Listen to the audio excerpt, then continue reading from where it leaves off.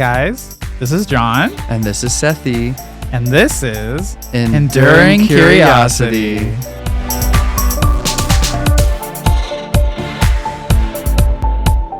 On today's episode, we talk about Avatar Pre-release, some secret lairs, and then we also talk about custom cards. Hey guys. Hey Sethy. Hey Jon. Are you ready to talk about today? Yeah, we had a great time on Friday. Oh my god, we had a lot of great times. Pre-release season yet again. Pre-release for Avatar. Yes, Avatar The Last Airbender. The Last Airbender. Don't get it twisted. We're not talking about the blue people. Not the blue people. No, it was Avatar The Last Airbender. Super fun. Very fun. I did so well at this pre-release. I did so terrible, but it was so much fun regardless because, like, again, this is one of those things where it's like every time someone pulls a card out, regardless of, like, because I've seen Avatar. Oh, you made a face. Oh, no, you're sorry. Okay. I was gonna. I've seen Avatar too. Just saying for the audience at home. I'm just not like all the time, all at once, consecutive. Yeah. Right. You're like, I've watched it from beginning to end 3 times. 3 times. I know every single character. I know every single plot line. I know Well, every single filler episode. Well, I didn't say that. See. Either way, but it was so fun that seeing literally any card had me going like, Lots of references. lots of references, I lots of loved- love, lots of art. That Well- was beautiful. Yeah, lots of beautiful art too. I loved like when we cracked open packs, we just hear someone at a table over, secret tunnel. Oh yeah. And then our table, secret tunnel. Secret tunnel. Everyone was so enthusiastic about a lot of these different references. It was cute. What was some of your favorite cards that you got? So I got some good, I got some pretty good bombs that helped me through the pre-release. Overall, I went white, blue. Nice. I picked the blue pre-release box, and I got Katara. You got Katara. The Water Tribe's Hope, the Azorius one, that has like the X cost ability where like creatures you control become power and toughness XX, which game winning. So Very strong. yeah, love pulling her. I love just seeing the turtle ducks. They're so cute. The turtle duck was one of my like strong pieces. Yeah, I didn't play it, but it's so cute. It was very strong. Very precious. Turn one, tank of a creature. Yeah. Once you get 3 mana, becomes a 4/4 with trample. Ooh. That's powerful. It's very oppressive. That's I mean, it's solid, and like it's just the threat of activation really holds people accountable too. Be like, I'm swinging with it, and they're like, he's gonna activate it, but what if he doesn't activate it? Do I block? Do I not block? Right, and you have it as on defense too, and they're like, oh shoot, I have a 2/3 that I want to swing with, but your duck can just jump block it or eat it up. So it's like, I don't want to do that. Yeah. And I also got, my other bomb was Unagi of Kyoshi Island, the serpent, the 5-cost flash serpent that has waterbend 4 for ward. And then whenever an opponent draws their second card, you draw 2 cards. So just having a flashing in 5/5, great way to just like eat up an opponent's creature and then go on the aggro. And blue too, so it's pretty good. I liked that. Those are basically the main bombs I had. Did you get any cool, bomby, powerful cards? Oh yeah. Oh, yeah? Oh yeah. What'd you get? So some obviously turtle duck. Turtle duck is one of my really really good cards. But that's not the biggest bomb, was it? No. Okay, good. I would say my biggest like bomb every time I got it out. Toph, the first metal bender. Oh, the Naya one? The Naya one. That's good. Oh, that's right. You weren't even gonna play her, and I'm like, bro, play that bitch. She's strong. Well, because I was worried at first that I was like, I'm not going to be able to get the colors to get her out. But actually, I was able to balance my lands very well. Good. And I was able to get her out in like I think I was able to get her out in every single game. Whoa. And she was strong. Because, okay, so for those of you who don't know, she's a 1 Naya, which is red, green, and white. And she makes non-token artifacts you control lands in addition to other types. Now, let me tell you why that's important. Because at the beginning of your end step, you get to Earthbend 2, in which Earthbending is where you get to take a land and you get to put +1/+1 counters on it equal to whatever your Earthbending is, and then you can attack with it. Yeah, it gets haste. It becomes a creature. It becomes a creature. And it has such the nice insurance of if it were dying or if it were to be exiled, it comes back as a land. It comes back as a land. So it's like there's no, like you can really just be aggressive with it and not care, because even if it's airbended away, even if it's died in combat or removal spelled, it still comes back as a land. So it's not like you're losing your lands. And the best part about this, I think Earthbending is going to be, and depending on what we see in the next set, Earthbending is going to be prevalent for a long time. I could see that. I think it's like kind of hard because it's like you put yourself behind on mana if you want the attacker. Mm-hmm. But I do think it's a strong mechanic and it's very safe. So it's like the floor is high. And so that's ultimately like when it comes to playability, that's something that's very important. I mean, the landfall triggers that you can get off of it, landfall triggers, and if the landfall triggers, then if your land does something when it enters, you're scrying. Yeah. You're gaining life. Yeah, that's nice. You're dealing damage to opponents. Punch them in the face. You're doing so much for a land, depending on what the land is. Yeah, our friend Tristan's building the Bant Aang that cares about land creatures, and I think you also want to build the Toph that you pulled. So I'm definitely building this Toph. Aggro, like a land creature aggro might be coming back. She was definitely my bomb. She was very strong. What'd you get for your my promo? Your promo. My promo was the Katara. I pulled 2 Kataras of the same, and so like she was definitely a win con that I'm like I needed to play or needed to throw in everything.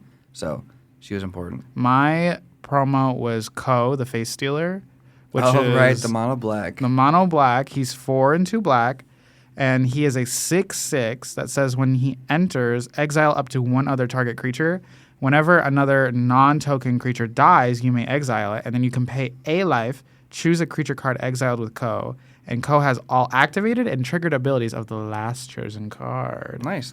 Which is very strong, but didn't make the cut. It did not make the cut because I didn't have a lot of strong black cards because I went with the green deck, which was tough. The green, yeah. But you know what I will say, though, is that while I did not inherently get a lot of strong black cards to play, I also didn't inherently get a lot of good earthbending cards. So I was kind of upset about that. Hard.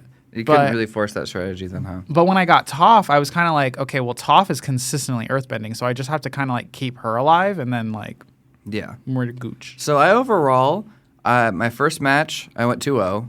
Love that. Second match, went 2-0. Love that. Third match against the top dogs. Listen to him. Third match against top dog, I went 1-2. So I did not live the dream, folks. I overall went 2-1 that night, but I felt really good. I've never been that close to winning, like completely winning the pre-release. So I also have never been that close before. And mine was the opposite spectrum. I won the very first game of the first match, and then I lost the other 2. And then I lost both games of the second match, and then I lost both games of the third match. But I gained some very good intel. What do you mean intel? Well, audience, I just want everyone take out your notebook because I was out here quizzing. What were you doing? Not quizzing. I was gathering info on the people I was battling against because I was like, I'm losing anyway. I might as well get some information for the pod. You're too funny. So I made some friends at the pre-release too. So I did what I promised. Is I wore my little rainbow bracelet. I was like, I need to be visible. I need to make sure that like pride and everything. And because of that, I don't think I've ever made this many friends at a pre-release.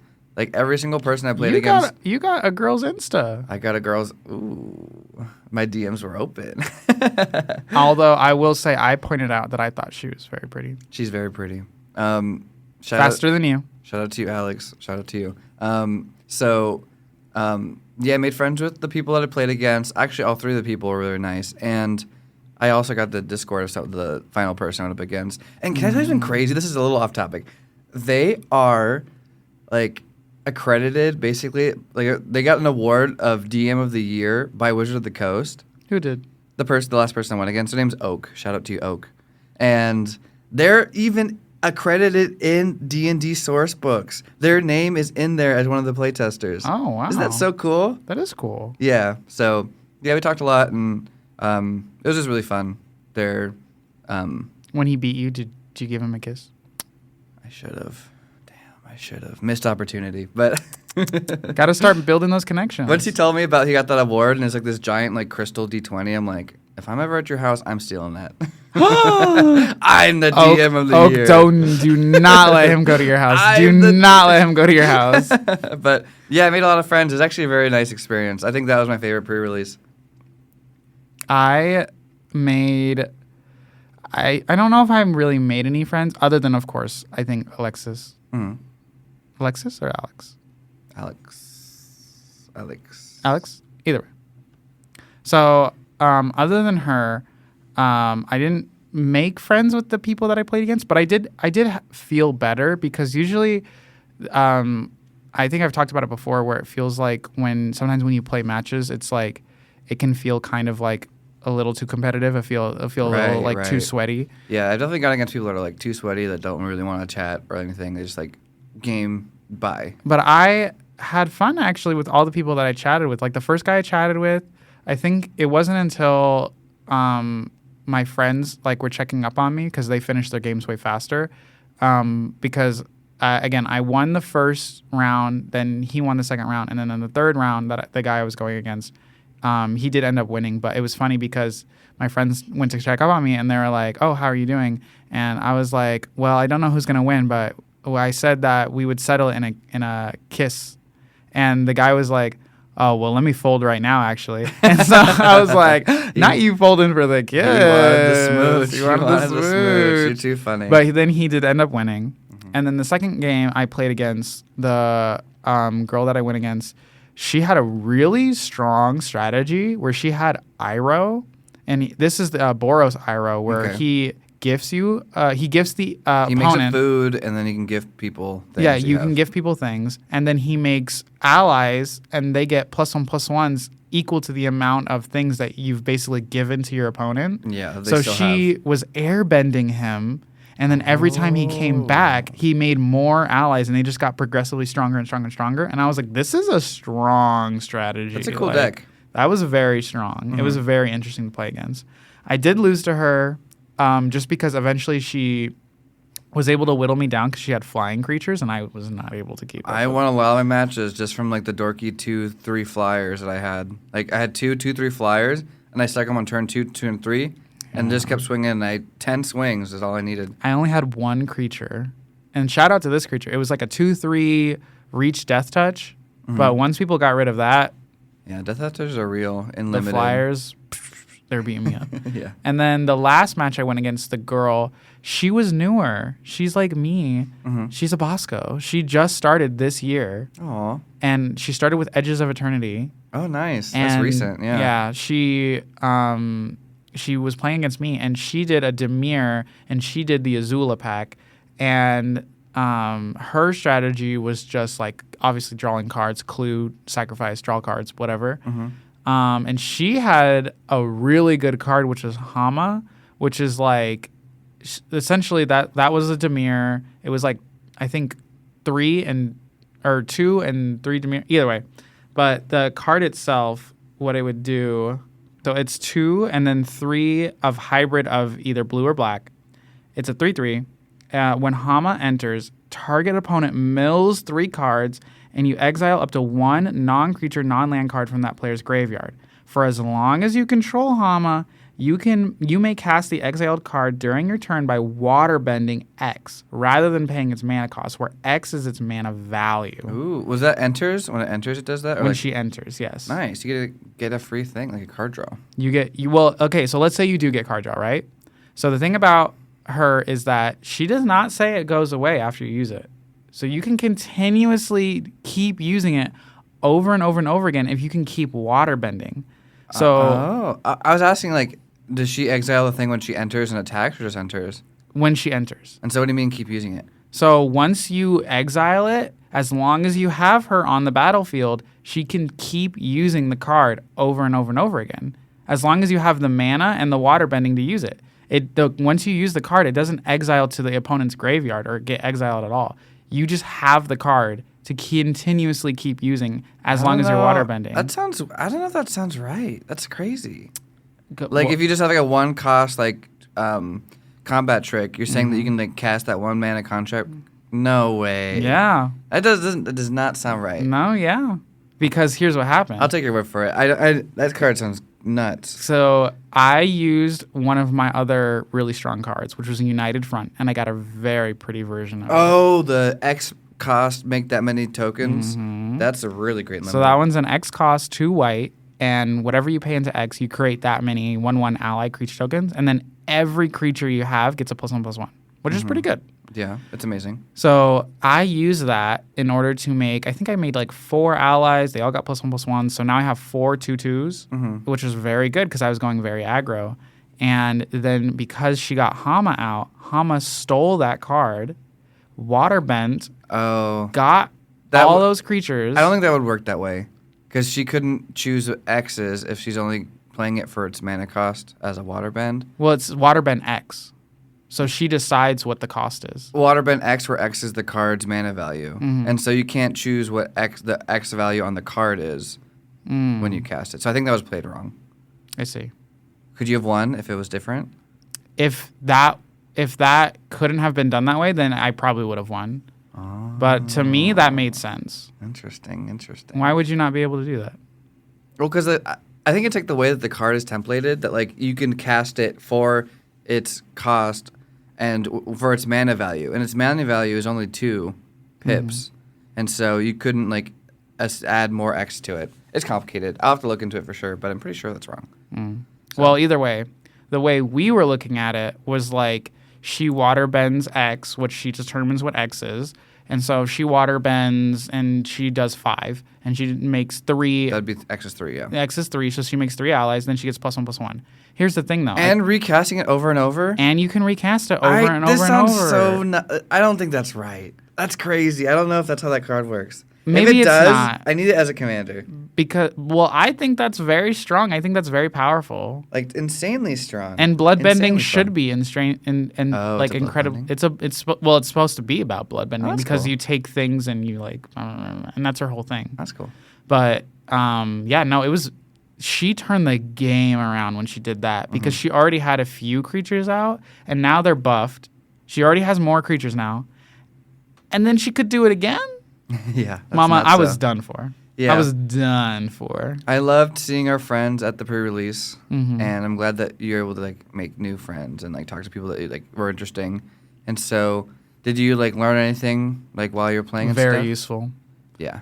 So the 2 girls that I went against, I remember when we talked about before with Kerrigan, I was like, Kerrigan, what do you want to see in Magic? How do you feel about what Wizards is content making? Because they did say that we want to get more girls in the audience, and so they did say, like, we're doing this for the girls. I was like, well... So here's what I asked. Here's what I learned. Okay. I asked both of them, because one of them was a girl. I say girl, but she was probably, if not a little bit older than me, but closer to my age range. Sure. And she said that she didn't really understand what they meant by romantasy, but she could see K-pop. So, like, she was like, I could see that. I just don't understand what romantasy means. And then I asked her, I was like, what would you want to see? And she was like, honestly, I would love to see a continuation of Avatar. I want to see Korra. So I was like, that makes a lot of sense. A lot of people were, like, wondering, why is there no Korra?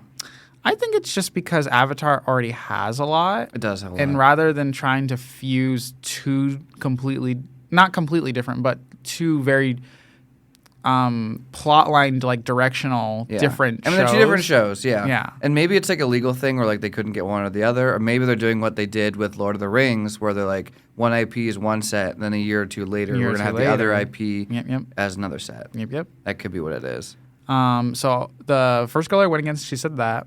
Second girl I went against, because she was newer, I was like, how do you feel about them possibly blah, blah, blah. And she's like, well, I love K-pop Demon Hunter, so if they did that, that'd be awesome.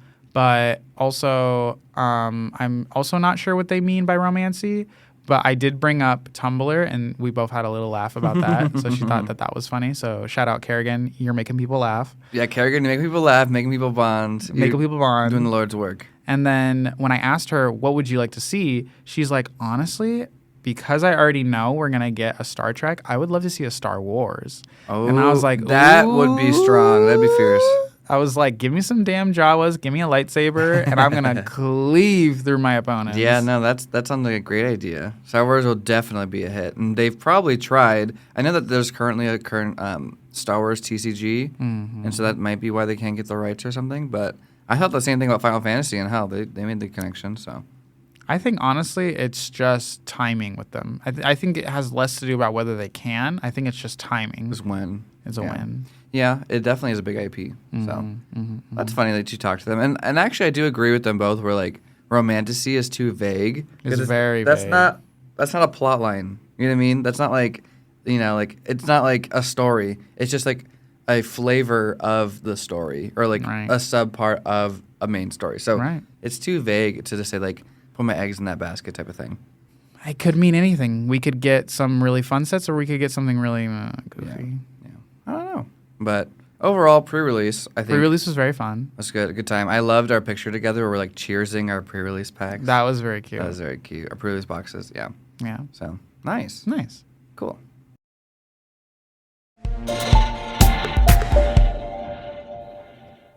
Enduring curiosity. Enduring curiosity. Okay, John. Let's talk into something that's really fun, really messy, really confusing, but also overall, I'd say a good thing. My love life?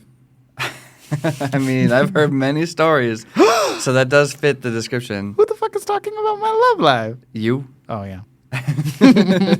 Actually, I was just talking to your ex right now. Well, what do you say?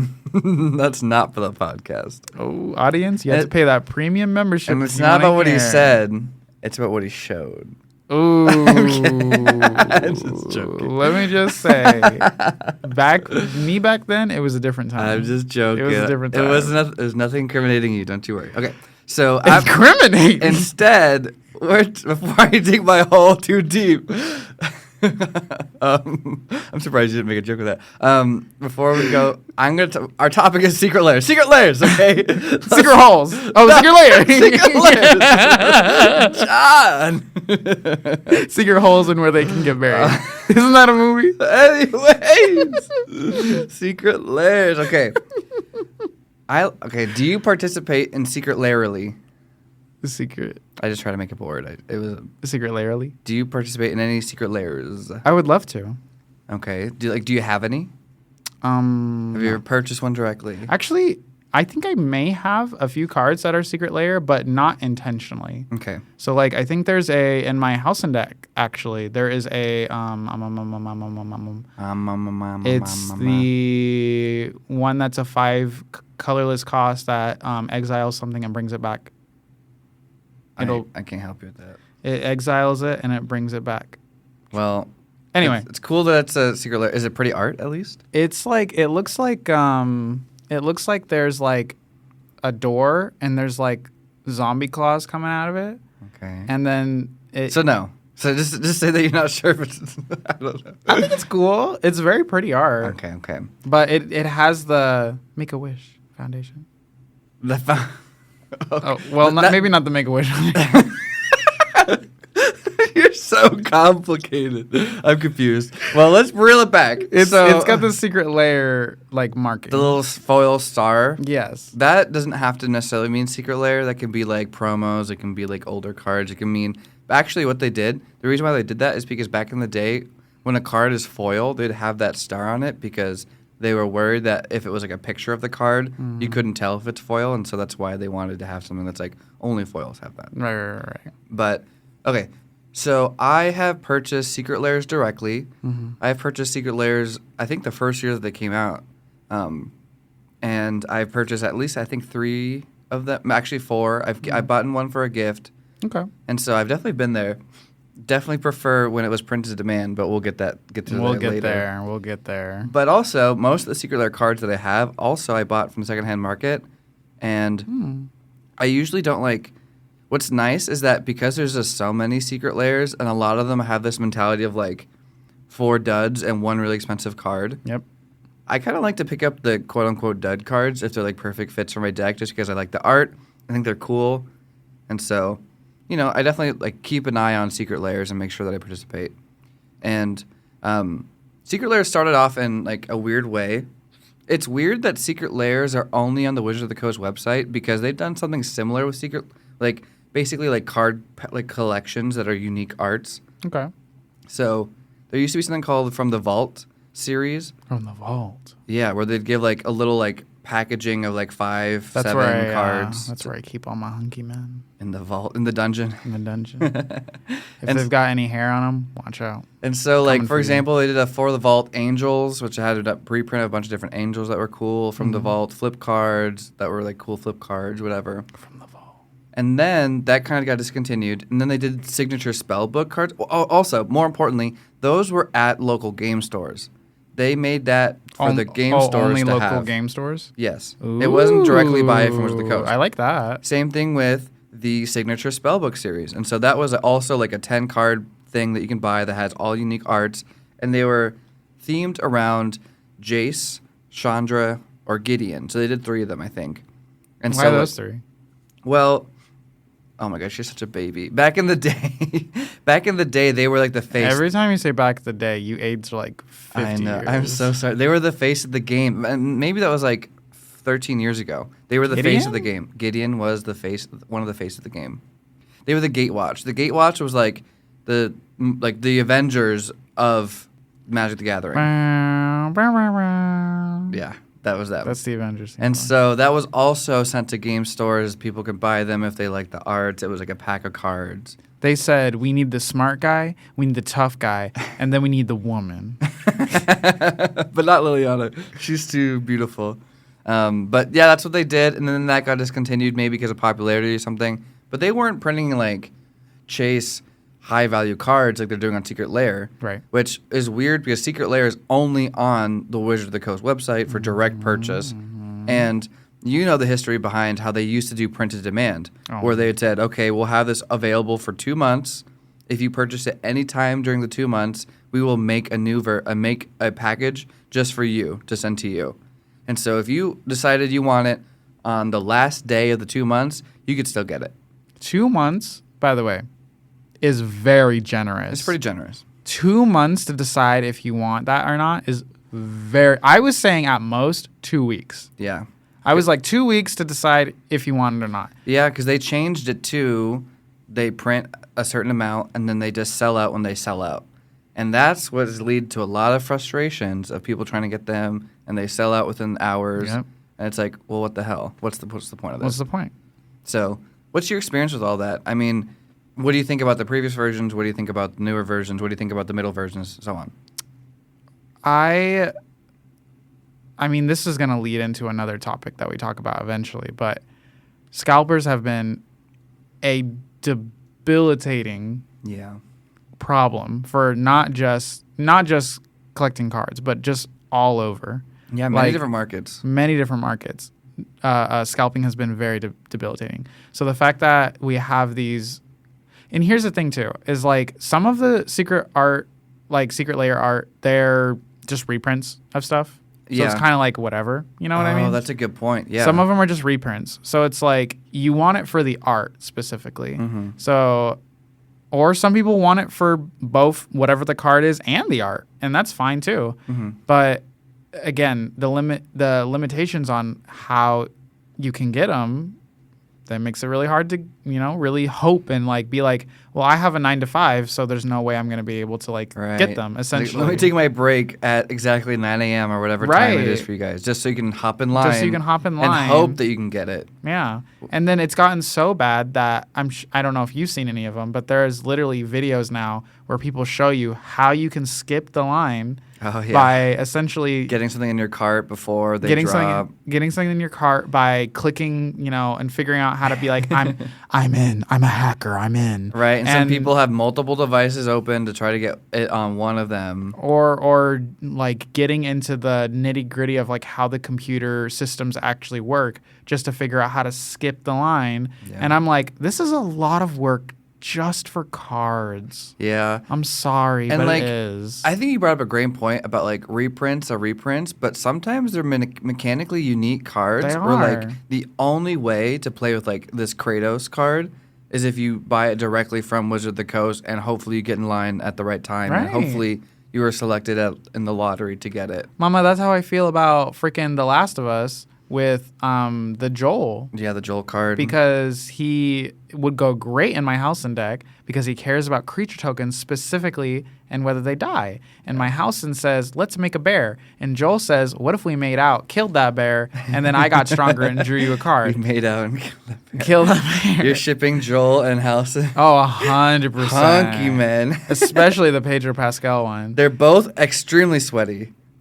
No, they're not. Extremely filthy. No, I mean like They're like extremely physically. hairy. Yeah, they're. Anyways, but and Joel would become that meme where he's like, damn it, I said I'd stop making out with that bear, and I'm doing it again. oh my god, That meme becomes more relevant every time I see Halcyon. You're too I'm funny. Like, You're too funny. Yeah, I mean they're both beautiful, but yeah, now that you can't get it because it's sold out, and it's like, what do we do? I mean, proxy it. That's what I'm gonna do. Always support proxying. Love proxying, and especially in this day and age where like the only way to get it was like if you were there. Literally. And in the first 20, like literally the first 2 minutes, and you get lucky. And you get lucky. It's like, that's bullshit. Like, that's not, how are you supposed to play this game? And it's just unfortunate because, like, I think, yes, you've talked about it before, how Wizards is creating this market, which is very, like, FOMO. Fear of missing out. Fear of missing out. Fear of, not having the next strongest niche or strongest card to build a deck around or some shit like that. So you were completely correct on how people will, like, I don't want to miss out on, like, just recently there's been Monster Hunter, which Monster Hunter is funny because, like, Monster Hunter is another one of those things that we could have seen a whole set from. Oh, easily. Seen a whole And set I love from. Monster Hunter. And I know nothing about it. So this would have been my Spider-Man. Would I have been like, Oh, no. I think it would have done great, though. But if it was a set, it would have done great. I was like looking at it and I was like, there's a lot of monsters here. So obviously they've got that category filled. Mm-hmm. But there was one creator who was saying like, he's like, I can't believe there was no like, there's no equipment and there's no creatures that are not just the enemies you fight. Like there's like this, apparently there's really cute cats that cook for you. Oh, yeah, the calicos. And he's like, there's no calicos. They fight with you too, yeah. And he's like, there's no calicos. Like, people would have loved to see the calicos. Like, why is it only dragons? And I was like, they're probably just... There's so much stuff. Like, yeah. There's some of the stuff I feel like when they have Secret Lairs that they're like, we need the most, like, clear-cut, memorable things that people know. I think while the calicos are probably very memorable, they were like, we want the dragons. This is the dragons. I mean, they did 4 different Secret Lairs, all of... Monster Hunter, and they still had more stuff to do. So like that just shows that like there's a lot of options. There's a lot of options. I do think the calicos and the palicos would have been cool to have, but I understand that it's just like a lot of things and think. Well, and then also none of the cards are like, as far as I saw, unless you saw differently, none of the cards that I saw were new cards.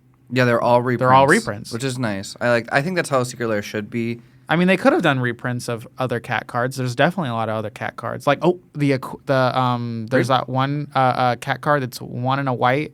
It's the one that says you may equip equipments at instant speed. Oh yeah, Leonin something. Leonin Artificer or something like that. Yeah, kitty. Kitty cat. Meow. Kitty cat that says meow. Just like that. That's what they say. But yeah, tons of different things they could have done. I mean, even if it was just like in the background of the art, I would have loved it. But yes, I am eyeing one of them, but none of them are financially valuable, so the fan base isn't really behind them, which is sad because that probably means that. But the art is beautiful. WotC's gonna be business mindset and be like, oh, well, no one's gonna buy them, so that means we shouldn't do them again. But it's like, no, we'll buy them. It's just not financially valuable to do so, and so it's kind of like a hard double-edged sword of like, ugh, whatever. But I'll I'll probably buy some singles from it for sure. Okay. I definitely recommend buying singles of Secret Lair cards that aren't like the most popular ones because they usually go down and like they're as affordable as the regular printing. So it's like it's usually really worth it. Oftentimes, sometimes even cheaper. So. Yeah, I only wanted Joel. Yeah. I didn't want any of the other like the Last of Us cards. So like if someone bought the whole deck and they were like, I don't want Joel though, I'd be like, really? You don't want Joel? Well, here's the thing: is that these scalpers. And then I would have gotten Joel. A lot of these scalpers, especially the Kieran Yanner art series, is probably a great case study of like what the Magic fan base is looking at. Is that they had 4 cards, one of them being the Chase, like worth more than the Secret Lair, incredibly powerful. Yep. I don't know if it was Demonic Tutor, but it was a very powerful card. It was definitely some kind of demonic shit. And then 3 other honestly unplayable cards that like do not see even Commander play. Yeah. Like Lord of the Pit, like hello? Like who's playing that? no one's I mean like shout out to the one person listening that plays Lord of the Pit. I mean, but then again, you would agree that it's not a very popular card. Right. So people bought that out immediately. It was like sold out in less than the minute type of thing. Of course. And now you see a bunch of those other cards on the market for really cheap because people are just buying the Secret Lair, selling the Demonic Tutor, and then selling the rest, making profit on that scalping. Yep. And it's like now like everyone loses basically except for the scalper. Right. So it's just annoying. And So even annoying. and even then, the scalpers, a lot of the scalpers, I don't want to get too much into it because I know we're going to talk about it at some other point, but they have so many like bots set up. Right. Bots are going to be able to get in faster than you can, mama, even if you're trying to take that time. Well, because I think the way that it works is that like they take all the people that are in the website at the time of launch and then they just put it into a lottery. So it's like quantity will win. You know what I mean? If you have like 5 different screens, just to simplify the term, 5 different screens all there, you're 5 times more likely to get it than the one person on their phone at work trying to get it real quick. It's like, it's sad, but that's the reality of it. So, anyways, I do love a lot of the Secret Lairs, and which is so ironic because I was dogging on the mechanically unique Secret Lair cards, but technically one of them is my commander. Yeah. My Lara Croft Your Lara deck. Croft. I mean, I love Lara Croft, and I was like, oh, I want to build this card, and I got the Secret Lair. The values of all the cards have blown up since then. She's a very fun deck. So I'm glad I got it in foil. But yeah, I mean, it's just like, I feel like I'm like a hipster when it comes to playing Magic. You are. And I always make sure none of my commanders are like the most popular. None of my commanders are in the top 100.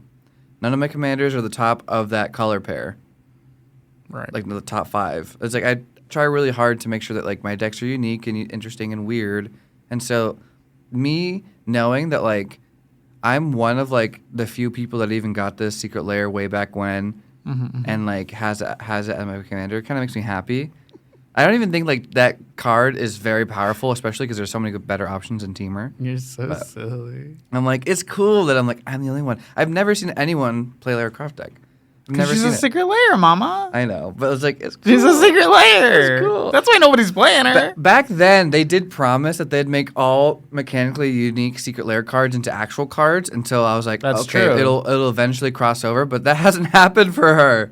And I'm like, why haven't they done that? I mean, it'd be very interesting to see them do that. And I mean, it's pretty easy to throw it in anywhere. I mean, anywhere true. where there's like someone that's an adventurer that like I'm looks an for treasures. adventurer. I love treasure. That's literally the only story you need.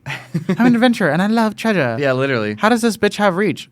She's got a rope. She's got a little Hello? like climbing scythe thing. She's got a rope. Yeah, so That's why she has reach. But like it could easily be skinned into any world. So like it's True. not like it's hard to reprint. And so it's like it's just weird that like haven't they done it promised yet. that they'd do that and they never did. And like that's I was kind of hoping they did that because I don't want to be the person that's like Let's call Gavin right now. Governor. Hey, if you're listening, what's the status on that? We'd like to know. Will you invite us on the team so we can just talk about what's going on? We just need to talk. Yeah, we just want to talk. Let's just talk. I think if you just give us something to like throw out there and we'll see how the fans react. And if you guys make profit, then like maybe we should stay on the board for like helping you guys. What if we get a preview card? Like what? Well, like, you know, when the new set is being previewed and like random creators get a card to show off. Ooh. We can get a preview card. I don't know. That'd be kind of cool. It would be really cool. I mean, what if we got the treatment that was like your sights are higher. What if we got the treatment like Riot was doing for the League of Legends card game, and they were like, "We bought you the whole set. Please play this. Please talk about how much you like this set." Pleek, pleek, pleek. It's a meme. Whatever. I was like, "What are you saying?" Pleek. Oh my god, it's just like Bleakly. No, it's like please, but she says it pleek, and she just says pleek. I'll show you later. Because I've never heard of that. It's just stupid. It's Rachel Berry from Glee. That's why. Yeah. Because I don't be watching that gay shit. Anyways, homosexuals. But either way, for Secret Lairs, I play a lot of them. I have one in every deck. I think I have like I play at least 20 different Secret Lair cards. Oh my gosh. Kind of crazy. My mentality when I see Secret Lair drop is, Sethy, be responsible with your money, first of all. Yeah, depending on how much those Secret Lairs are. Right. Don't be buying 5 Secret Lairs because you're excited as soon as you see them. Well, because that's like the FOMO of it, right? It's like, oh my gosh, I like one of the cards. I need to get it now or else I'll never get it type of thing. That's going to be me when K-pop Demon Hunter comes out. You will be snatching up those Secret Lairs. But I will be fighting bitches. My mentality for if I'm going to buy a Secret Lair is if I'm going to put at least 2 of those cards into decks that I own already, then I will highly consider buying it. Right? Only 2? 2 is the threshold. Obviously, more is better. Right. But like, if I also I guess the idea is if I like the art a lot and I want 2 or more of them. Okay. Because then it's like, okay, I feel more justified in buying it and doing it and stuff. And I guess also like if the reprint price of it also comes into play too, you know what I mean? Right. Like if there's just 2 50-cent cards that I want, I'm not going to buy the Secret Lair, you know what I mean? Right. But if it's like 2 cards that are like each $10, then it's like, okay, well the Secret Lair is probably $35 or whatever. This is already $20 worth of value. I'm paying like a little, like 15 extra for the really cool, pretty unique art that I really like of this show that I like or of this artist that I really like, you know. Yeah, what's your threshold? What's my threshold? That's what it is. Like 2 or more cards that I like, of arts that I like, and it's not like you're spending $40 for something where the whole set is maybe like 12. Yeah, like it needs to be close. Like it needs to be, and I only count like close of the playables too. Right. Because it's like if it's like this random like really old card that like I don't know like this really old card that I'm never gonna play that like that's what's really expensive because it's never been printed in foil before and so it's on the market as like $200 in foil because it's never been printed in foil. It's like, well, first of all, that's going to go down and like in price wise. And 2 is like, I'm never going to use it anyway. So like, what's the actual value gained of me? Technically 0 for that. You know what I mean? Because it's like, I'm not going to use it. Yeah. And like, I'm not the kind of person that buys cards and specs on them growing and then sells them later. Just because like, I don't want to like commodify my hobby like that. Exactly. Mama, if I'm buying a card, I'm gonna use it. Right. I buy it to play it or like to play it in the near future. Yeah. So I'm not gonna hold on to a card and be like, I'm waiting for this to increase in value so I can sell it later. Right. Mama, I'm just not that person. I'm going to use that card. And like that's the whole like trading card game versus collectible card game versus like everything. And that's like a hard we can have a whole episode and about like that. I'm not saying the 2 groups can't meet in the middle somewhere, but just not me. I am not that person who could buy a booster box and then I cannot see myself trying to find out how much money I made from the booster box to see if I got my value. I'm actually pretty similar. Where like I'm not going to buy a booster box just to buy a booster box just to open the packs. If I buy multiple packs like that, I want to draft it. I want to play it with friends. Right. I want to have some sort of social experience with it, right? My thing about it is, first off, why am I buying the booster box? Is it a set that I really like? Is there like 2 cards that I want for decks? Like, just buy the cards. Are there commons that I'm really loving and looking forward to? Like, what am I looking forward in this box, essentially? Because I can tell you one thing, monetary value is never what I'm going to look for in a box because I don't care who you are. I don't care how lucky you are.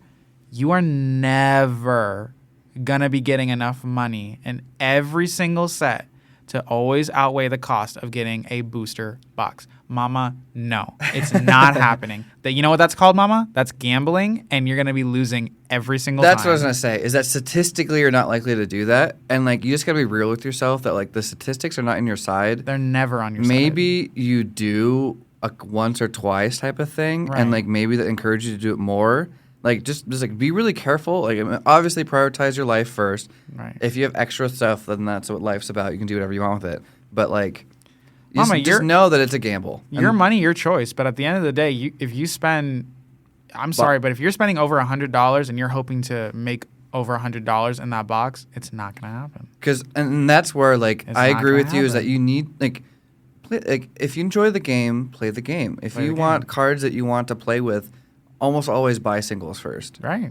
If you are looking for something, almost always buy singles first. Right. So, and I do agree with you though. It's like if you pay for a box, you will be happy opening them. Right. But just know that, like, you know, just make sure you keep track of your finances or whatever. Like, I'm not your mom, but if you want cards, I'm not your mom either. But if you tell me you, if you're looking for cards, then just buy the singles. Yeah. So. And it's also, again, it just depends on the sets too, because look at Edges of Eternities, for example. Edges of Eternities, you could buy a booster box and you could make your money's worth in value because they sold so many unique and beautiful lands. Mm-hmm. But that was shocks. Shock lands really do. But that was an Edges of Eternity set. Mama, it's been how many sets since? And we have not gotten back to that. So, well, Lorwyn didn't have shock lands, and so maybe I'll buy a box of Lorwyn that we draft. That'd be cool. That would be fun. Yeah. Anyways, that kind of ties back into the topic of Secret Lairs because a lot of people chase the lottery cards in Secret Lairs. And, like, right now with the A to Z, whatever holiday box that they did for Secret Lair, people are chasing the Halo foils in that. Oh, yeah. And so it's like, it's just, like, rough because you'll see a lot of people on the internet bragging about, like, how much money they made on it. Yep. But just don't forget that, like, the internet's very biased of, like, you only see the good stuff and, like, people that aren't going to post and, like, whatever. So, like, again, buy singles. Don't try to gamble for the lottery card and Secret Lairs. Well, like, also another thing is that it's just hard. I mean, we come from, like, a place of, like, we can't really be buying Secret Lairs in bulk just on a whim type of thing. So literally. That's just how it is. Well, another thing, too, is that for buying bulk and Secret Lairs is that, again, you're looking for those, like, high value cards where you only care about the monetary value of them. Guarantee you, if you're looking for that monetary high value, amount, you're always going to be spending more than you're going to be getting back. And instead, I would suggest focusing on things that are more realistic for you to get better value out of, rather than trying to hunt for these, like, Secret Lairs, especially with how hard it is to, like, get Secret Lairs. So it's just, again, guys, if you're going to gamble, just know you're probably going to end up being 60% more disappointed than you are with your success. That's my estimate. But if they do another Pride Secret Lair, I'm buying that. I will. I really regret not buying the past one. I would buy that. And actually, like, I only regret it not because of, like, I regret it because I want to, like, put my money where my mouth is type of thing and, like, support those endeavors and things. Oh, yeah. And, like, I don't know. Obviously the Bearscape was, like, a big, awesome boon for the community. And, like, the fact that they did that. And, like, there's so many beautiful arts on that Secret Lair. And the fact that they had LGBT artists celebrated, too. I'm pretty sure really I saw Bigger Gayer Magic on that. Do you see him on the card? Yeah, he's the one on the left side. Yeah, he's the one on the left cuddling side. Cuddling up. And then you can't really see it very well, but there's, like, bubbles around him, and that's me underwater. You don't need air. You don't need air. Wait. Before we end and we talk about our next topic, what would be a Secret Lair that you would love to see? Like, that's obviously one that's not already existed. You go first. A Secret Lair that I would love to see, Mama. I know, obviously, we're really upset with them right now because of other shit. You're messy. But I would love to see like a Legend of Zelda or like, of course, we've already said before, a Fire Emblem would be amazing. But that I would warrant to be its own whole asset. I would love to see a Legend of Zelda. Particularly, I would love to see Twilight Princess. If I saw a Midna, I would be like, ooh, yeah, that'd be cool. Yeah.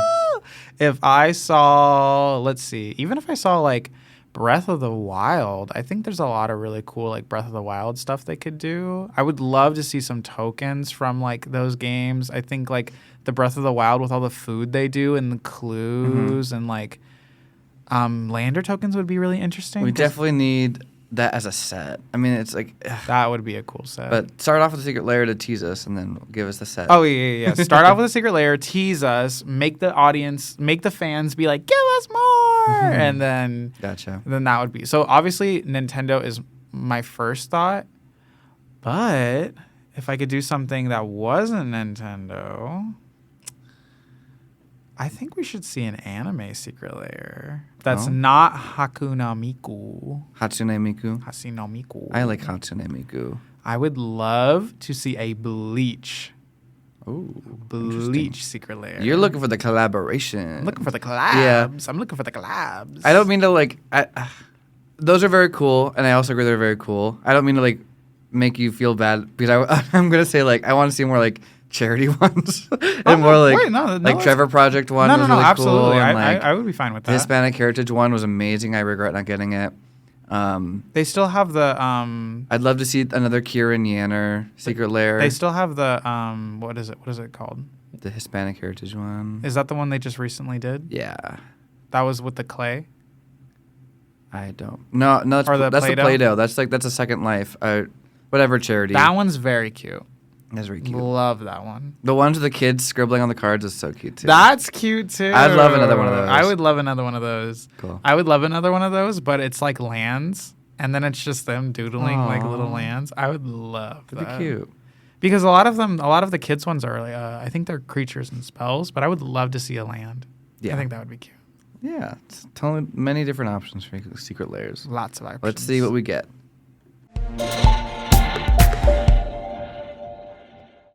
Enduring curiosity.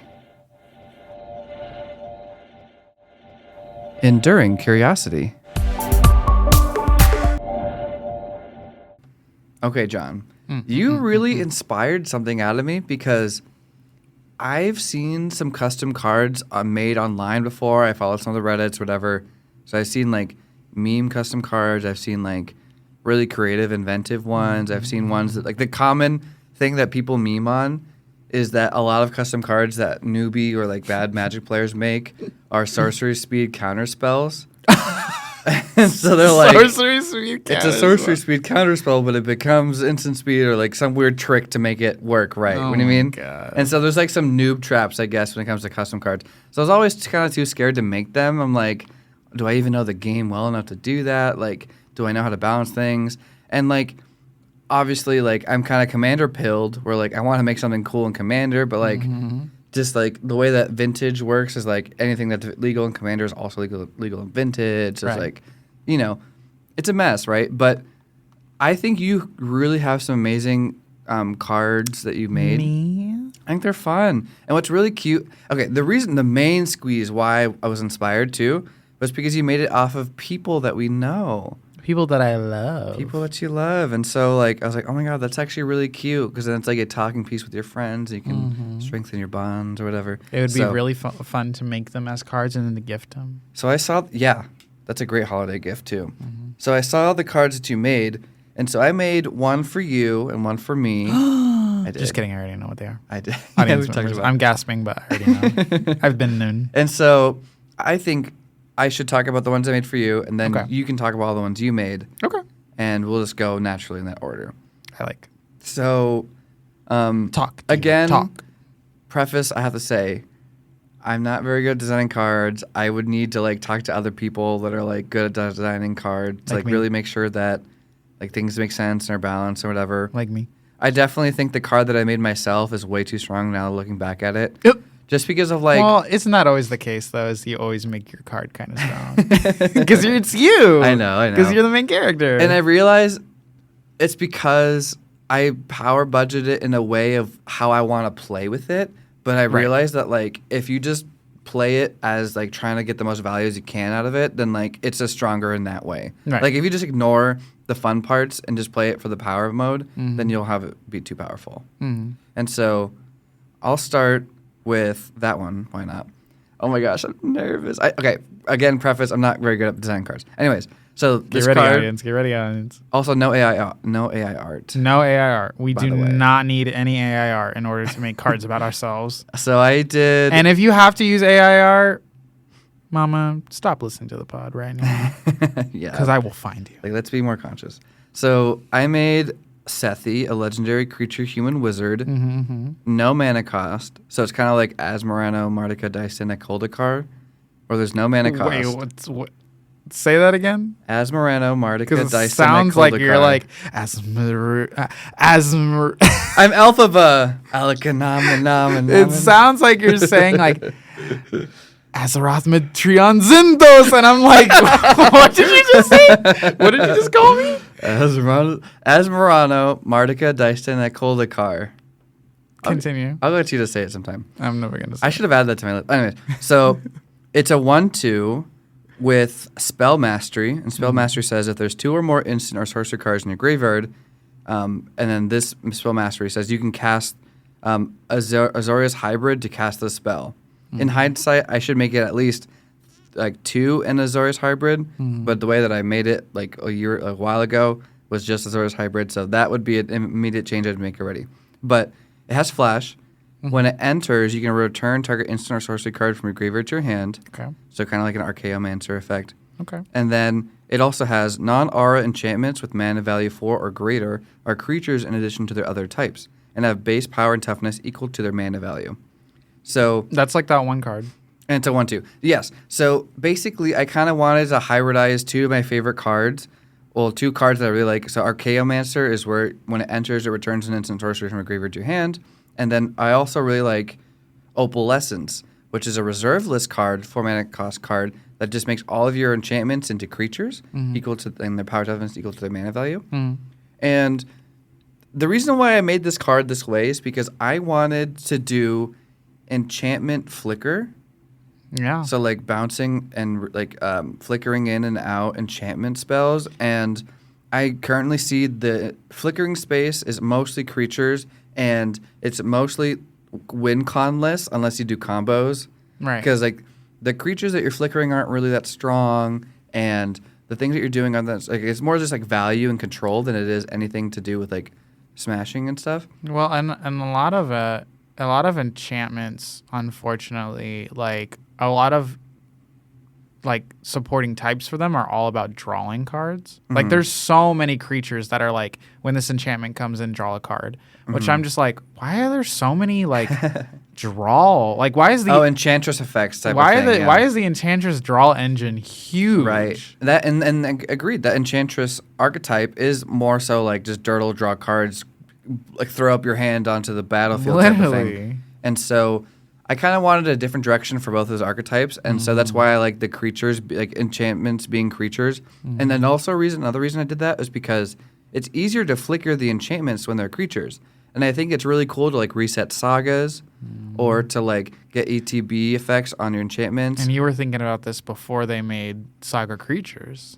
That too, but there's only like a handful of those. There's only a very so it's small like, handful. I want to turn them all into all sagas into creatures, and then what I think the power balance is on that though is that like they're more vulnerable to removal. Yeah. Which enchantments are like probably the hardest card type to interact with, and so Yeah. this opens it up extremely, and it means that I have to play really big enchantments to get bigger creatures, and so I think that's kind of a cool way to play it. And so again, I do think in hindsight I should make the mana cost just higher, because if people just abuse it to be like a 1-mana Archaeomancer, that's really insanely strong.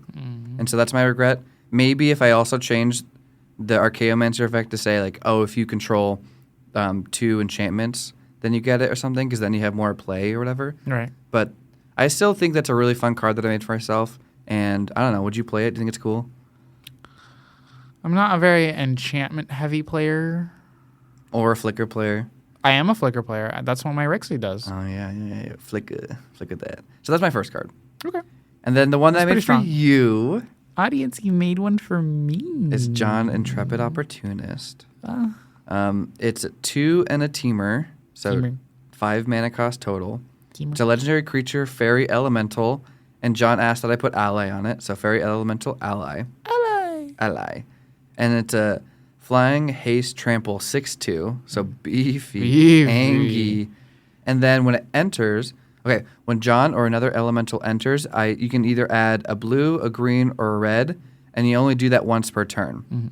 And then the last text says, elemental spells with mana cast from Jon have Cascade. And so it's a really fun, spicy way to play elementals. Elementals already are very good at drawing cards and like putting in lands and like being beat sticks and stuff. I think Teamer fits Jon really well. You guys, let me know in the comments if you think Teamer fits Jon. I also think Teamer fits me really Remember well. I was asking you, I'm like, I think I know exactly what your color combo is in this Teamer. But way that this deck plays is it can be elemental tribal, which I think is fun because Jon's a very social, friendly person. I haven't seen a lot of elemental tribals, and I would love It's a very strong archetype. I would trust love me. to see. Elementals are very strong at doing everything. Like they're really strong at like putting in so many more elementals, making tokens and stuff. It's really good, especially in Teamer. And so this kind of accelerates that aggro by letting you have an additional mana when you cast an elemental, and you get to cascade. What I think is important about this card is that you only get to cascade once because you only make mana with him once, and you only get to do it on your second spell, which means that you want to play... You want to be double spelling. Yeah, and so I think that's a way to balance this effect. And so like you're not able to like cascade a lot because you're only able to cascade once and as your second spell. So it kind of like limits the power in that way. And it also makes you have to decide how you build your deck because you can't play a lot of like things like counter spells or whatever, because if you accidentally cascade into them, it's not like worth to play that. You know what I mean? It's true, yeah. So it's like it makes like the decision making of the deck building kind of difficult, and I think it might be too strong and like just like smattering like your whole hand, like a whole bunch of things onto the field. But we currently do have a lot of elemental tribal decks that do that already. So I don't feel like that's too like I'm crazy to have that into play. There's Maelstrom Wanderer that has Cascade and gives everything haste, and so like nasty. That is nasty, and like Nasty. I think like I don't know. I think it fits you really well, and I think it's an interesting card design, and so that's what I made. Yeah. Oh, thank you. Yeah. Audience members, what do you think that means in terms of what Sethy thinks of me? Diagnose my true thoughts. Let's get into the psychology. I mean, I do think it fits you. In the comments. In the comments. I'll comment then. Yeah, you comment. You make a comment. Yeah, I just like it, and like I think I know you pretty well, and I think I know that fits you well. I think you kind of like, I don't know. Sometimes you say things that are crazy, and so that's why you cascade into crazy things. You know what I mean? Like it kind of like fits your personality too. You hear that? He said I was crazy. Yes, and that's why I make a great podcast host. Because I can say the unexpected. I know. All right. Are you ready? Are you ready for my cards? Yeah, because Jon, you went overboard, right? You made cards. I made one for everyone in our friend group. Yeah, and well, okay, that's not true. There is one person I'm missing, and it's because he doesn't play Magic with us. But I do have an idea of what I would make for him. Okay. I just haven't made anything yet. And your cards are crazy. Yeah, well, because I wanted They're cracked. They're cracked because they're new stuff we have not seen before, and I'm like, I want to see more of this. So, audience members, when I describe these cards to you, just think my idea behind most of these cards is we have not seen something like this or something similar to this, or if we have seen something similar to this, this is like a new spin on it. That was my mostly. But then also again, there's part of that feeling, but then there's also the feeling of like I want to represent my friends as best as possible. So me making these cards is like an insight into my friends. Gotcha. Yeah, and for me personally, I don't plan on like printing and making these cards. Oh, like, yeah. A commander. It's more so just like to talk and have fun. Yeah, it's more to talk and have fun. Yeah. Okay, so my first one that I made is for Kerrigan. Audience, if you remember Kerrigan, post a like. if we have a lot of likes on this podcast, then we'll have Kerrigan back. Yeah, she was episode 6, and she was spicy. Spicy. Love her. Okay, so for Kerrigan, I made Kerrigan a Abzan. She is 1 Abzan, which is white, black, and green. She is a legendary creature. She's a vampire bard ally. She's a 2/4, and her rest of her reads: whenever a creature an opponent controls dies, put a verse counter on Kerrigan, and that player loses 1 life. Whenever a creature you control dies, put a verse counter on Kerrigan, and you gain 1 life. At the beginning of your end step, you may do 1 or more. You may remove 3 verse counters to put a +1/+1 counter on another target creature. You may remove 4 verse counters to put a lifelink or death touch counter on another target creature. Or you may remove 5 verse counters, and you may cast spells as though they had flash until your next end step. So my idea behind this is that, first off, Kerrigan loves vampires. But while I will agree that Kerrigan is black and white, she, to me, gives green because she loves watching her, like, she loves getting out strong monsters as well. Yeah, she did mention that on their episode, that she likes Orzhov, and she also likes green. So yeah. So that's my idea with it. And plus, we do not have a lot of vampires that stray outside of Mardu or Orzhov or black or white. Yeah, green's unique for vampires. Green is very unique for vampires. So my idea behind that was, first off, wanted her to be in the green vampire archetype. Hello. And then otherwise, Kerrigan, when we play Dungeons & Dragons, she loves to be a bard. She loves to have options. She loves options. So my idea behind the Orzhov, where creatures die, she gets those verse counters. Bards with verse counters, we need to see more of that. I think there's only 1 card of that I know of that gets verse counters on it. Isan, the Wandering Bard. Yes. And he gets verse counters. So I'm like, we should bring that back. So then there's the life loss, life gain, kill creatures. And Kerrigan already wants to be killing creatures and killing her own shit. To simplify her card, basically when anything dies, she gets a verse counter, and either something loses a life or you gain a life. And then at the end step, you can choose to remove some counters to do something. To do extra effects. So being a bard, bards are about support. So +1/+1 counter. Giving lifelink and death touch counters, we do not have a lot of cards that give those. Like, obviously there are some cards where I think you can cycle them and maybe they might give you a lifelink or death touch. And there's other things. Lifelink is a lot easier, but death touch is a really hard. Giving things death touch is really hard to balance. And it's really exciting because people love to just give a pinger death touch, and then you just assassinate things. It's crazy. But what's also funny is that in these colors, there's a lot of death touch, except for maybe white. But there's a lot of things in black and green that have death touch. So to me, this isn't too wild because it's not breaking the color pie. It's not breaking the color pie too much.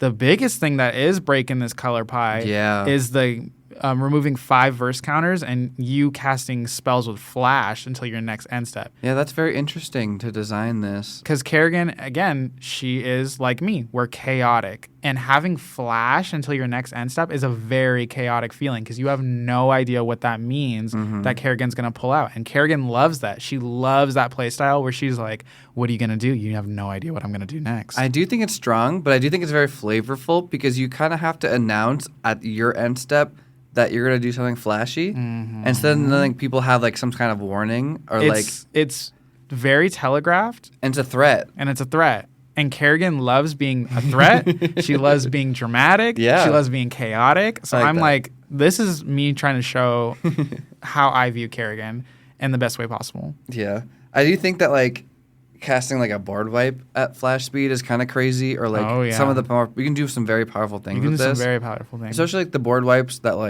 would get her all those verse counters back, you know what I mean? Or ones that would protect her and whatever. So it's kind of hard in a way to balance this, but I do think it's really fun and definitely fits Kerrigan's personality. It fits her very well. Okay, and then I have our friend Jake, Kerrigan's boyfriend. Jake is a 1 and is it, so red and a blue. He's a legendary creature. He is the first wrestler wizard ally. Wrestler creature type. Let's see it. Wrestler creature type. He's a 5/1. He's haste and prowess. Oh my god, he's beef. Well, he's not beefy, but he's angy, punchy. He's beefy. It's a 1 toughness. He's beefy. he has a butt now, but when I designed this, he's a twig with really big biceps. He's a twig with really big biceps. He has discard a card, add red or blue mana. When you use mana created this way to cast a non-creature spell, choose one. Jake gets unblockable until end of turn. Create a 2/1 wrestler creature token with menace and pay 1. Sacrifice this creature. Target creature gets indestructible. And lastly, create a 1/1 wizard creature token with prowess and pay 2. Sacrifice this creature. Target creature gets hexproof. Okay, can you kind of summarize this card? So Jake is a spell slinging deck that wants you to create tokens to sacrifice to give you extra benefits or to create a board. Yeah, I think that giving him unblockable too is very strong because he's already a 5/1, and prowess, and so like you can easily do like your Elsha deck of like big swings that are unblockable. So commander damage is like honestly Voltron's a realistic option, and then he can in a way give himself hexproof by making that hexproof token. Yes. Just like having that on the go ready to protect him. So why does he make tokens? What's like the connection with him and making tokens? Did you notice how Jake is the missing color pie to Kerrigan's? Oh yeah, huh? Is it and then Abzan, so they would be 5 color together. So if they was a very cutesy romantic partners, they would be all colors. You got to give them partner with. I honestly think that they're fine separate. They're fine separate, but I could of course always give them partner with. I mean, I could do that for any of these cards here. Yeah, that's true. For any of these cards. Yeah. But that was part of it. Jake creates tokens because one thing about Jake is that he loves a build-up. So he loves like building up to like, wow, grand reveal. Okay. The wrestler thing is really fun because we've never seen that as like a thing. Jake loves wrestlers. Every time I want to get Jake's attention, I'll say some random shit in the group chat about like, did anybody see this about the wrestler? And he is the first. He's the first person to respond. It is so funny. The unblockable. And why does he sacrifice tokens? Because is he mean? No, because it works with Kerrigan. Oh, I see. Because Kerrigan wants you to sacrifice stuff to get her verse counters. So if they are partnered together, they're not only all colors, but now they synchronize and work very well together because now Kerrigan gets the verse counters. She can buff him up. She can give him lifelink and death touch. Now you can cast Flash, which Jake wants to have things that you can cast for flat. You see, this is the romantasy we're asking for. This is the romantasy. Like, Wizards, if you're not making cards like this that pair very well together, then I don't want it. But that was pretty much my main thing about Jake is that he's a spell slinger who wants to create tokens in order to keep important pieces safe. Because that's how I feel about Jake. It's like Jake loves the build-up. He likes being able to keep his things safe, and he likes doing a well-thought-out strategy. Okay. And that's how I feel about it. I definitely see how Izzet can kind of fit with that because, like, the tokens aren't really, like, beaters or anything. They're more so just, like, ephemeral ways to interact with things. Yes. And a lot of it is that weaker, like, less butt side of, like, less toughness, but, like, big angry punch stuff. So, like, those, what's it called, ball lightning effects where it's just, like, big swings. Yes. And then, like, he is big swing. Okay. So he's a different side of dramatic where it's, like, it's the dramatic, but it's like flashy, showy. And Kerrigan is also flashy, showy, but hers is a little bit more chaotic. Yeah, like hers, like you'll never know what you're gonna see. And Jake's like, when you see me coming, you're in trouble. When you see me start building up. And there's a lot of ones on this list that you made that are like dramatic, like big, showy, like yeah. Okay, so that's my Jake one. So we got Kerrigan and Jake. Kerrigan, Jake. For Tristan, he is our 3. And then Grixis. So blue, red, black. He's a legendary creature, demon dragon ally. He's a demon dragon. He's a demon twink. Demon twink. That should have been what he is. He's a demon twink. There should not be a twink subcategory. He's a 4/6 flying menace. Whenever Tristan attacks, create a tapped and attacking 4/4 dragon creature token with flying. Oh my gosh, that's so much power and toughness on attack. Or a tapped and attacking 3/3 demon creature token with menace. So one's a dragon, one's a demon. Yeah. Okay. So then he says, whenever 2 or more dragons you control deal combat damage to a player, that player chooses a creature they control with the highest power to be goaded until your next turn. Whenever 2 or more demons you control deal combat damage to a player, that player discards a card at random. At random? Him to Torok? You're evil. He is the menace and that's why he's a high cost, because when he gets out, mama, if he swings and you're not ready. So he has flying, and when he attacks, he makes the token that works for the other abilities. Yes. So he has flying and menace, but he makes more dragons and he makes more demons. Wow. Now, specifically, I did not make the tokens he have as allies as well. There's a very specific reason for that. Okay. But the idea behind this is that essentially he makes tokens to swarm the board, because Tristan is our lover of the Ur-Dragon. So he loves big, strong, beefy things. He loves being able to have his defenses up. So because he has Ur-Dragon and because he has Kalia, and he loves both of those effects, I thought that would be a very similar effect that he would probably enjoy, because it's something he's already used to playing. So this is very similar to the kind of archetypes he has. It has avoidance, really good avoidance. Yeah, good Flying evasion. And menace is incredibly So good. what's his mana cost again? Like the He is total? 6. So he's a 6 cost 4/6 with 2 good keywords, 2 evasion keywords, and he makes a 4/3. That's just so much power and toughness. A 4/4 or a 3/3. Yes, like he makes a 4/4, and he has 4 power, so that's 8 power on swings. That's crazy. It can be anywhere from 8 or 7, but the thing about it is that it's also like 2 very strong archetypes of creatures, which are dragons and demons. And since he includes himself in the creature type checking, if he and the thing he makes connects, he'll get more value. He'll get more value. Wow. So that's why he's very strong. He's He's very strong. Maybe he's kill on sight. He honestly, out of all of them, he probably is one of the kill on sight commanders. Yeah. But he loves playing kill on sight You're commanders. You're cooking. He loves. I feel like it's more simplistic in this one. This is just how I feel Tristan's playstyle is. Simplistic. This is like still a lot of things. I mean, this is pretty strong, but I mean, it's very simplistic. The reason I also added in that whenever 2 dragons deal combat damage and someone is goaded, because that's another form of evasion. I like goading. And it makes it harder for you to target Tristan that way in combat. And I think that's what he likes. He likes to swing out, do big damage, and then he likes to make sure he has protection. So this offers him creatures that all he has to do is get 2 hits in with either one of them. So you have to either have someone to block one of the flyers, or you have someone to block one of the menace you need to because they have menace and flying. Like the guy has menace and flying, so like you need 2 blockers in the air or removal or something to block a token. Yeah, Wild. he's very strong. Okay, next up I have David. David is 2, and he is Sultai. He is black, blue, green.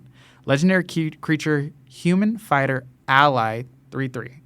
He has, this is an ability I have not seen for a while, and there's not many cards with He's it. a Demir card, right? Is that what you just said? No, he's Sultai. Sultai, okay.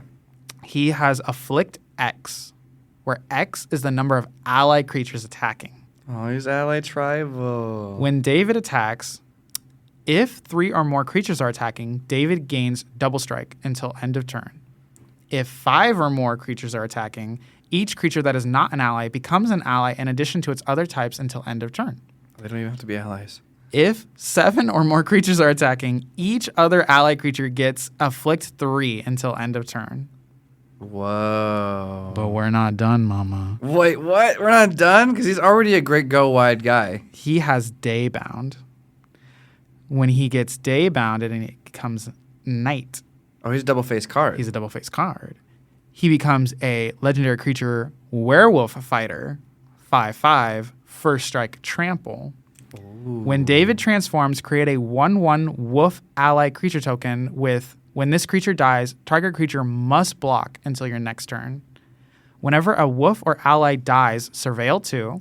If you put a card into the graveyard this way, you may draw a card for each card put into the graveyard. What? And then you may pay any combination of 2 green, blue, or black to Nightbound to transform him into this. Oh my gosh. He's a the lot. fact that you said surveil 2 and then how much you surveil to the bin, you draw that many is insane already. Mm-hmm. I'm kind of scared. We have not seen that effect, I believe. No. We've seen discard. If you discard, you draw that many cards. But we have not seen surveil. There's like a card in Caverns of Ixalan that's like a 4-mana dude, and when you surveil and you put him to the bin, then you draw that many and you lose 2 life for each one. But like on tokens that are like easy to get to, I think this is overpowered. This is probably one of another kill on sight commanders. Like this is very strong. Like, if you have like 5, okay, what was it? 5 tokens to get the double the last if you have 5 or more creatures attacking. Okay, so he counts himself. So 4. If you have 4 other tokens, play him, swing. You're getting so much everything. Afflict a 3 on everything. Well, and David. So the thing about it that I tried to like the balance of play is that you can either lean into his human side where you want allies to increase the afflict. Yeah, just tokens in general because he makes some allies. Because he can make allies. Or you can flip into his werewolf side more where he cares about purposely making people block because the afflict only cares if you're blocked. Oh. Well, I mean, he already has more power than afflict. Well, the afflict, okay. I don't know the exact breaking point, but if he gives himself double strike, then like he probably just wants to connect. Like he doesn't want to be blocked. Mm-hmm. But the afflict is guaranteed damage, and so it's also really good because you can kill something and deal damage. So it's like I could see both being really strong. Yeah. But I that card I'll have to read a couple times because it's a lot of stuff. It's a lot. It's very strong. And like unique tokens too, because the tokens have words on them. Yeah, it makes people block, so that way you can transform back into your human side, and then when you transform into your human side and you attack creatures that are now must block, you get that afflict off, so you're dealing damage anyway. So I do like the force blocking mechanic. I think that should be into Magic more often because it's like, you know, it rewards you for having aggressive creatures, and like you don't have to play control or removal spells. You just play like, you know, things that will like die in combat with your big thing. I like that. So there's a lot of things that I do like about this card. The other thing is that I have it in Sultai, which there are obviously a lot of werewolves in green, but there's not so much a lot in black or blue. Right, green, red is wolves. It opens up a little bit more of the color pie in that one. That's fun. Okay. Blue werewolves is kind of weird. Next we have Stefan, who is a Bant. Just Bant. So he is white, blue, green. Legendary creature, fairy, druid, ally. He's a fairy. He was a fairy. Like you are also a fairy. I do like fairies too. I am kind of torn between fairies and elementals a lot of the time. That's why I made you both. That's why I got both. So his stat line is a 2/3. He has flash, flying, and ward X. Where X is the number of allied creatures you control. Oh, he's like Katara. He's ally tribal. Whenever you cast... Well, do you see a theme here? A lot of allies. A lot of allies. Ally. This was before Avatar. See, you were ahead of the game. I was ahead of the game. Whenever you cast a spell and it's not your turn, create X 1/1 flying fairy allied creature tokens, where X is the number of differently colored mana used to cast the spell. Oh, interesting. Whenever you cast a spell and the mana value of the spell is less than the number of fairy or allied creature, whenever you cast a spell and the mana value of the spell is less than the number of fairy or allied creatures, choose one that hasn't been chosen this turn. Create a treasure token, draw a card, target creature gains indestructible. So if the mana cost is less than the number of fairies you have, you get stuff or allies. Interesting. Okay. So you want to have a lot of the token before you get that effect. Before you start getting those effects. Interesting. And then the middle text where you make tokens. You make ally tokens based on the number of different colored mana you use to cast the spell. So like you cast a Bant charm, which is just Bant. You'll make three allies. 3 flying fairy ally tokens. That's really strong. And then if you cast, say, like a preordained, then because that is less than the number of fairy and allies you now have, you can create a treasure token. You can draw an additional card. A treasure? Yeah, a treasure token. Preordain that also makes you treasure is crazy. Maybe it should be a tap treasure or something. Okay, I could see that. Because that's crazy. That would be crazy. And what are the other options? You can draw an additional card. Oh my God! Stop. That could be scry. Because let's be generous. Let's balance things, John. Target creature gains indestructible. Oh my God! Maybe +2. Oh my God, John. My idea behind this is it makes Bant a little bit of a spell slinger. I like that. Because we haven't seen many spell slingers in Bant. That's way too strong, though. They're all strong. Mama, they're all strong. Yeah, they're all very strong. But that's the thing is I'm trying to encapsulate them to the best of their ability. And I think the way that Katara is worded is that you'd put her in this deck, and then you'll double trigger both of those things that he can do. Oh, the Bant Katara? Yeah. Oh, yeah. And then John will trigger both the things because they're an ally. Or not John, Stefan, sorry. Stefan will trigger both. So it's like, oh my gosh, that's too strong. He's very strong. Okay, next is my interpretation of you. Me. It's Seth. Let's hear it. You are 1 and Jessica. Jessica. Love me Jeskai. I probably would say Jeskai is one of my favorite. I think Jeskai is maybe my favorite 3-color. It's up there. Yeah. Definitely top 3. You are 1, red, white, and blue. You are legendary creature, human wizard ally, 4/4, vigilance and reach. Ooh. Whenever you cast or copy a non-creature spell, put a +1/+1 on Seth. At the beginning of combat, you will remove all +1/+1 counters to cast a spell with mana value equal to or less than the number of +1/+1 counters removed this way without spending mana. Whenever you cast a spell without paying its mana cost, if there was blue in it, draw a card. If there was white in it, create a food token. If there was red in it, Seth deals 3 damage to each opponent. I do love casting things for free. You love casting things for free. Okay. You love casting things so for it free. basically has turbo prowess because it keeps the counters instead of temporary. But you take, because I think the way that you worded that middle line is that you have to take off all of the +1/+1 counters. Yeah. And at the beginning combat.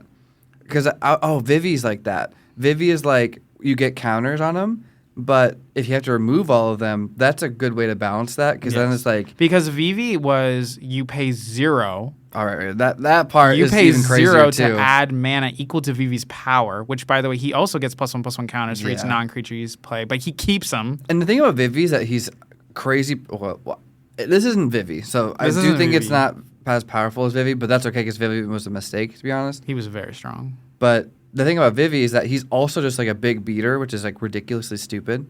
But this isn't because you have to remove the counters on it if you want to do the cool stuff. Yeah. And so you have to choose, do I want to be aggro or not? I actually really like that. Vigilance, reach. Why do I have reach? Is that a reach? To give me reach? You're a wizard. I honestly feel like a lot more wizards should have reaches because how come only archers have reach? Oh, yeah. You can just throw a spell up in the air and get something. I mean, yeah. Why not? But I do love, remove all the +1/+1 counters to cast that many spells. Okay. Because I like that effect because if you remove 3 counters, you can remove something that costs or pay.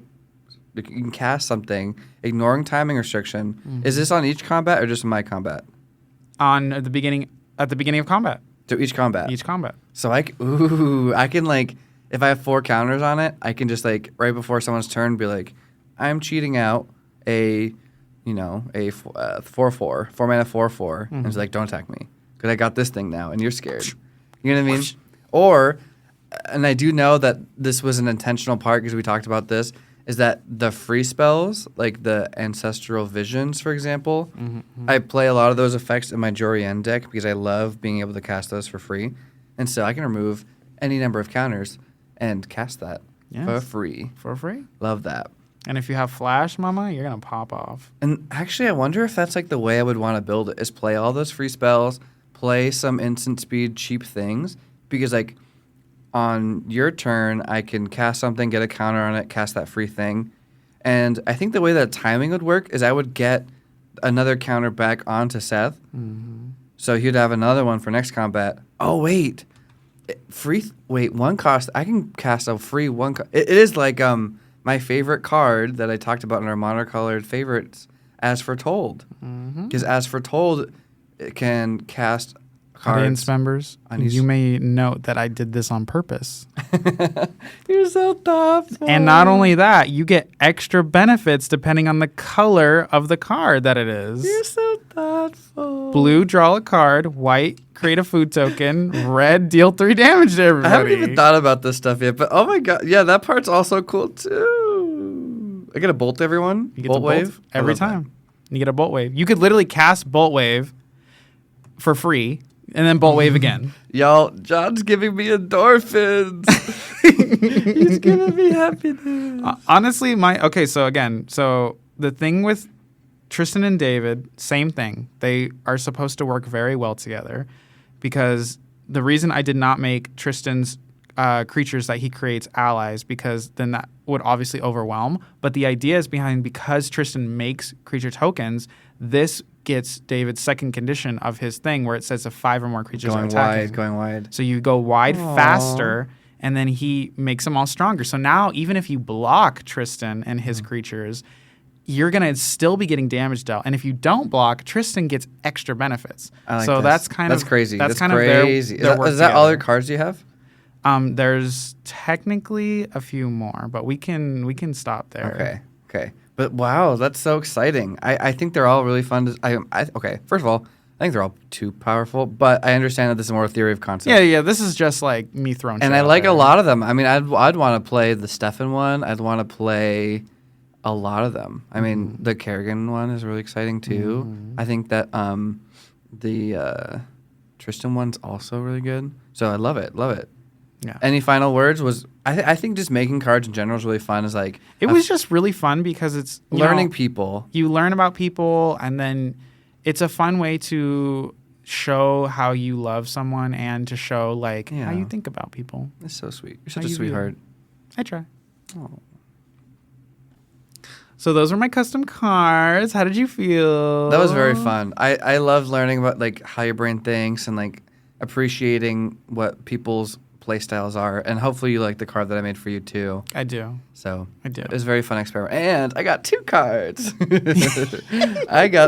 the true winner. I got 2 cards. I mean, I also made myself as a card, but audience, that'll be another day. Another day. Subscribe to the premium podcast. Yeah. Comment down below if you like the custom card idea. If you made custom cards, what's in your decision making? If you've ever made custom cards for friends, tell us about them in the comments. And if you were to design a custom card for someone, maybe what would you make? Yeah. What's an archetype that you like? That you see? Okay. It doesn't have to be broken. Mine are broken just because that's how I view my friends. I think they're all incredibly cool. That's a good answer. That's a good save. That's a really good save. But I would also love to do silly cards. Yeah. I should do another version of all of everybody, but also silly cards. Wacky cards. I love that. But also the reason that I had done these all these cards was because I was just bored. Literally. He was bored. I was bored. I was like, what would happen if? And then I made it. No, it's just, like I said, it's very thoughtful. And I think that's something that I really appreciate the most. Yeah. Thank you. And that wraps up episode 11. That wraps up our episode, y'all. Thanks for listening. Thanks for listening so much. Please comment. Please subscribe. Like the video. Please donate to our OnlyFans. You're funny. Our only cards. Only cards. Bye, guys. Bye, guys.